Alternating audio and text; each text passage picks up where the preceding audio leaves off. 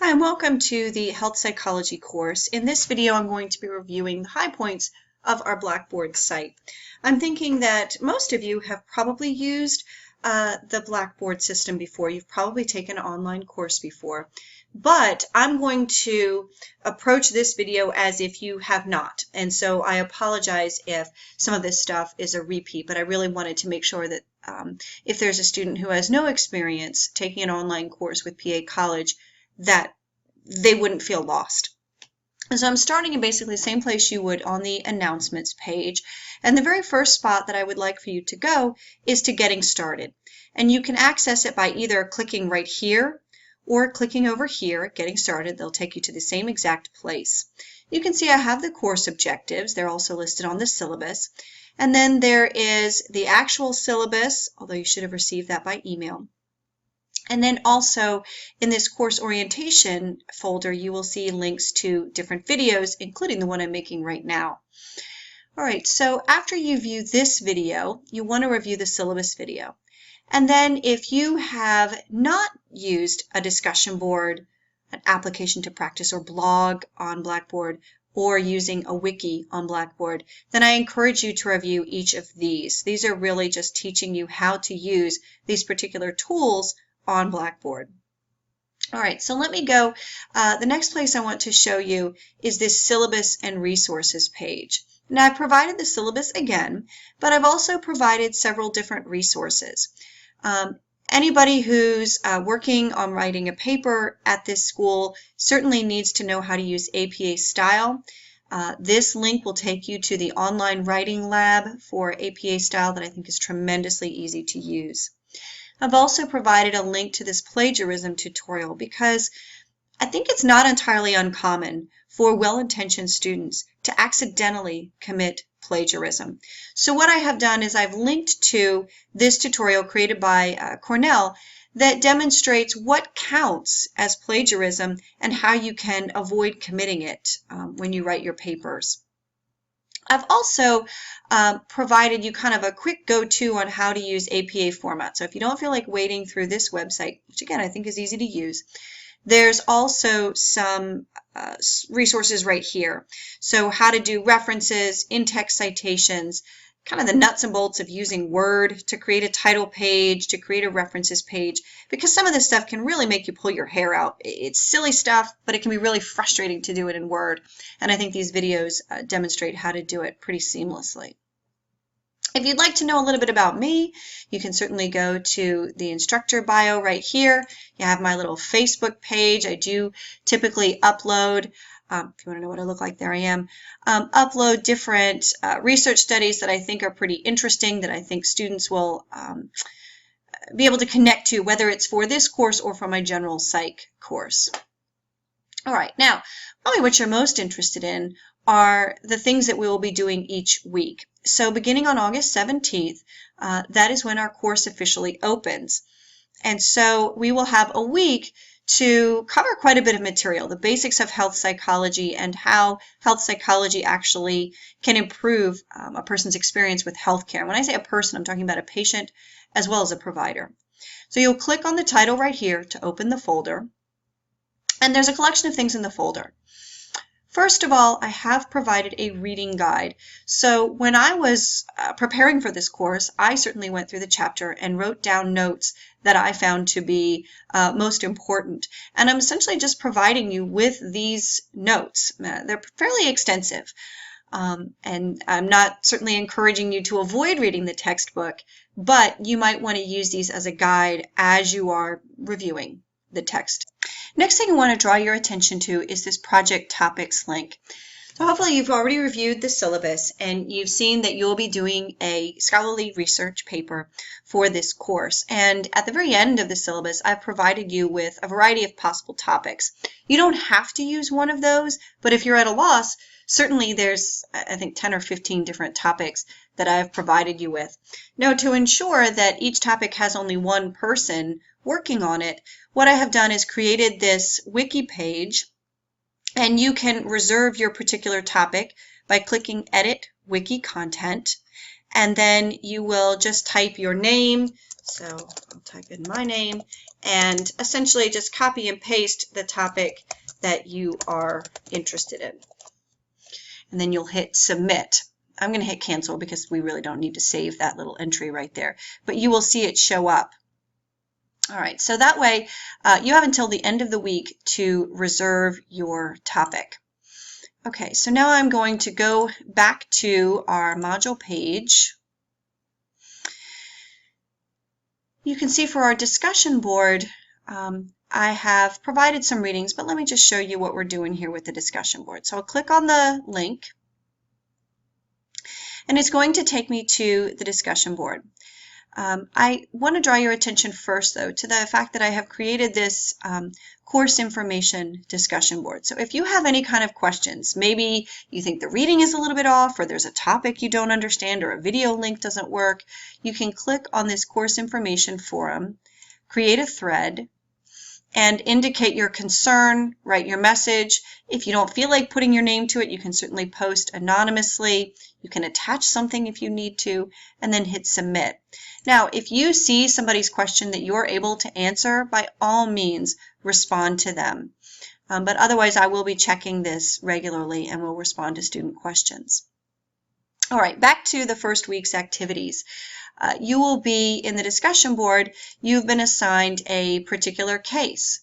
Now, the way this is going to work is there's a particular case, and then there are multiple questions that you can answer. And what I'm asking you to do is to choose 2 of these questions to answer for this first week. And then you will respond to one of the other questions.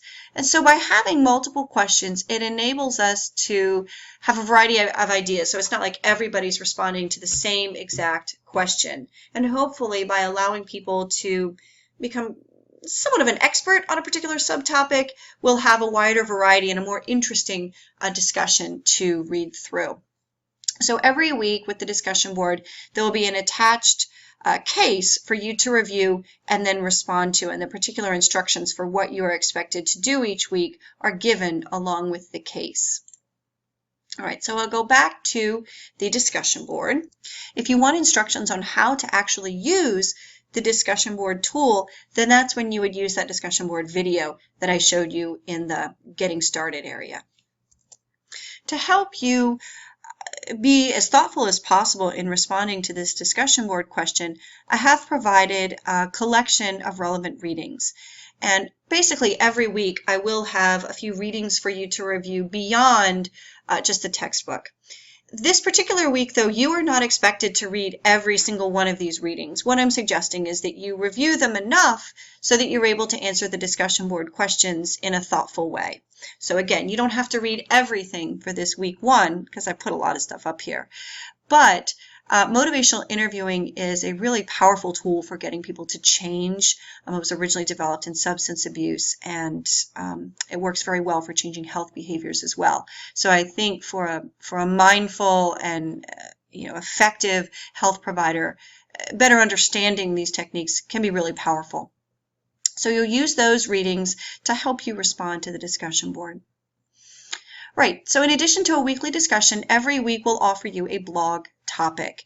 These blogs are designed to be application to practice, meaning you are applying what you're learning from the course to your professional or personal experiences with health and healthcare. You do not have to respond every single week to the blog. There's 5 blog topics. You need to choose 2 to respond and write a thoughtful post. So you will see those instructions are summarized right here in bold, and then right here this is the first week's blog topic. Now, if you have never used the blog before, I have created a video on how exactly to do it. So this first week is a self-assessing health behaviors. I have the instructions right here on what you're expected to do. You would create your blog entry and then you might find it most effective to write in Word and then copy and paste in here, and then you would post your entry. That way the rest of us can see it and comment on it. So if you do want to respond to this week's blog, you'll need to do that by the end of the first week. All right, the last thing that you will be doing each week is completing a quiz. Now these quizzes are timed They are open book and open notes, and if you want to, you can certainly use the internet. I do expect, though, that you will complete the quiz by yourself without help from a classmate or friend. All right, so let me just show you what happens when you open up the quiz. You have two possible attempts that are available to you. However, that second attempt is really just designed for a person who experiences some type of technical glitch. You know, your internet goes down, your cat steps on the keyboard and submits the quiz before you're ready, something like that. So although it says that this test allows multiple attempts, you should be aware that there's really only one attempt. So once you successfully submit the test, that's it. So you want to make sure that you're prepared for the test before you open it up. There's 30 questions that you need to complete in 1 hour. So you certainly have time to look at the book, but you do want to know the information before you open it up. All right, let me open this up and start a new submission. So you can see there is a timer that's showing. For some people that can be very distracting. So even as you scroll down to complete the quiz, that timer remains. And some students have actually found it helpful to put a little post-it note over there so they're not being constantly taunted by that timer going down. But it can also be very helpful so you know how much longer you have. I encourage you to certainly save your answers periodically. Some people prefer to do this after every single question. If I were taking it, I'd probably save it after every couple questions. But then once you actually want to submit it for grade and feedback, you'll click the blue button for Save and Submit. The last thing I wanted to show you is the My Grades page. Now, I need to update this for your course. You can see the first thing that you will be graded on is that first quiz, and it says it's due August 26th. What I want to do is go ahead and take you to a different course where I have some sample grades already in here. When you submit an assignment, if I haven't graded it, you'll see that there's this exclamation point telling you that it still needs to be graded. You can also click on this blue just to see the submission and make sure it uploaded as you would expect. If there is a grading rubric that's attached to the assignment, and for some of your assignments there will be a rubric, for others like the discussion board that are just graded on that high pass, pass, or low pass, there won't be a rubric. But what you can do is when you get to an assignment that has been graded, you can click on the rubric and see where you fall, I guess, on each category. And then if there's any additional feedback, it will either be here or in some cases it will actually be provided on the essay itself, something that I have written right here. All right. One thing I will promise you regarding grades is that there will always be feedback, whether it's a discussion board, a blog, a paper.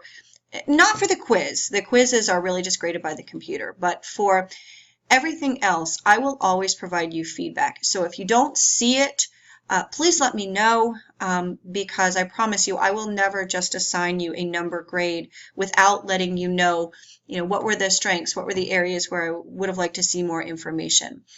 So please, if you don't see written feedback on an assignment, let me know. It should be there. All right, those are all of the key issues that I wanted to demonstrate for you with this video. If there are still things that you aren't sure about, let me know. I do have these additional videos that you can refer to, but if you're stuck on something, please let me know. Either send me an email or put something on that course information discussion board. All right, I thank you for your time and I look forward to working with you. Bye-bye.